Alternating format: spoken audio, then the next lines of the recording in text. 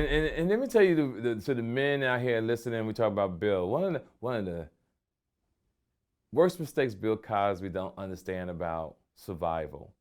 Bill Cosby is worth about like $400 million, maybe more. Something like that, yeah. I was taught a long time ago that when you're fighting a case against somebody trying to put you in prison, if you have $400 million, you spend $399 to beat your case. Because you can always get money. Yeah. There's no way I'm going to jail with $400 million in the bank. Right. I'm spending every dime to stay on the street. Well, Jerry Seinfeld has a show called Comedians in Cars Getting Coffee. Yes. Right? And he actually did an interview with Eddie Murphy. Mm-hmm. And Eddie actually laid out his negative experiences with Bill Cosby. Mm-hmm. He was saying how, did you actually watch this? No, but I know they had their problems. They had their problems, and he kind of went into it. He kind of explained how he was on stage one day, and Bill Cosby was in the audience, and he was doing jokes, and I guess he was doing jokes about money, about him being rich or whatever else. And Bill pulled him aside after the show and was like, "You're not supposed to be making jokes about money. That's low grade, whatever. Right. Here, you need to come see me. I'm performing, next week. I'll show you how comedy is really done." Right. And you could tell Eddie was still kind of angry at this exchange. He was like, he would always kind of look down on me and kind of speak down on me like that. And of course, he made fun of it in a stand-up. Right. But you could tell he still feels a certain type of way. And I remember when I interviewed D.L. Hughley, he had a negative exchange with Bill on the air. I was doing Kiss FM here. Right after CNN, I was doing Kiss FM. I was doing the morning show.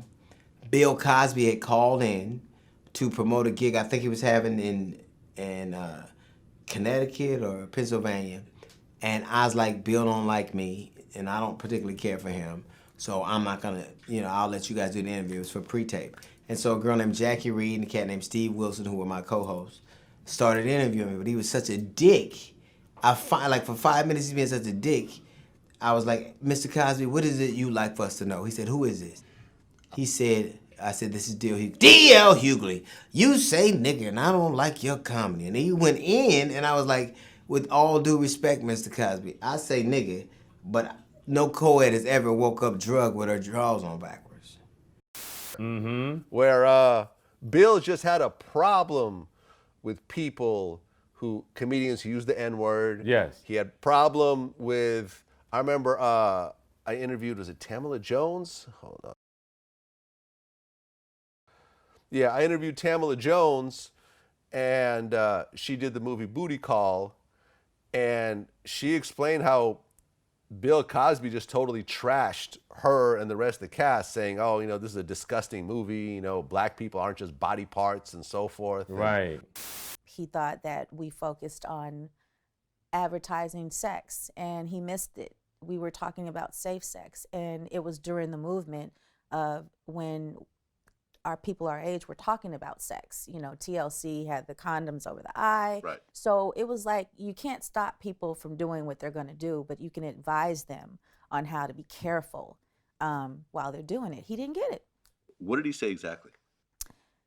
He said this film was disgusting and that it showed that African-American young people only think about body parts and sex, is what he said. Those were his words. Those were his words. Really, really looked down on a lot of people. And at the end of the day, now he's in prison for drugging and raping women. Because that's what we call a hypocrite, correct? Yeah. See, if he wasn't a hypocrite, because here's the truth. Everything he said to Eddie Murphy was true. Everything he did say to D.L. Hughley was true because of the era he came from.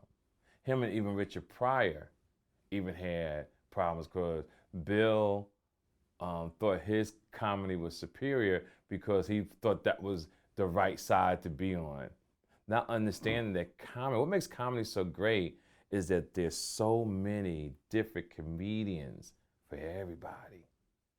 You got a comedy for every lane of the mentality of people on this earth, from ratchet to sophisticated to highly educated and in between. And that's what makes everything so beautiful. If everybody wanted to be like Bill Cosby, Bill Cosby say, "Oh, everybody's trying to be like me, and that would be a problem. Did you know Bill Cosby at all? No, didn't know Bill. Didn't know Bill. No, I didn't know Bill. I'm a fan of Bill Cosby. I mean, Bill Cosby himself, I think, was one of the great all-time stand-ups. Yes, yes. Now he had his own style with the sweatshirt, sitting down in the chair, telling his stories. He had a rhythm, but after them shows, he'd be pulling bitches with them pills. Hey, baby, come come on. Camille, play security. Camille, get the car. I'm gonna take these two hoes in the back. I'll be out in a minute. Because no one's never talked about Camille. See, where the fuck is Camille in all this? To have that many hoes and Camille don't know about it, but I did get it. I think it was an inside information that Camille and Bill Cosby's marriage was an arrangement.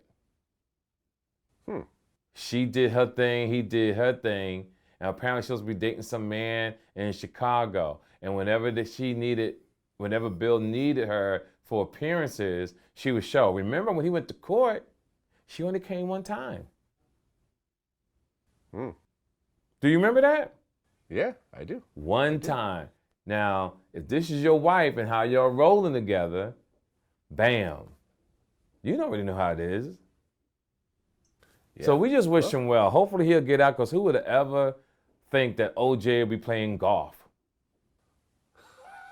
And Bill Cosby be sitting in jail. Isn't that fucking amazing?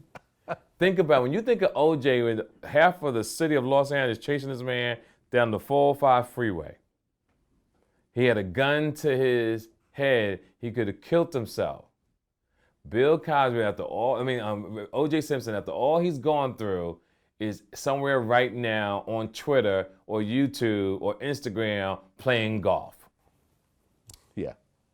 Amazing story. Amazing. Did you know OJ at all? No, I didn't know OJ either. Okay. But amazing story. I mean, think about it. There was no room to get out of that. If you saw that on TV before anything happened, you knew what the results were, and you put money on that, no one would have betted that OJ would be on the street one day. No, with a double murder, especially with an attractive white blonde Yes. woman in America, come on. OJ is on the street, yo. Salute.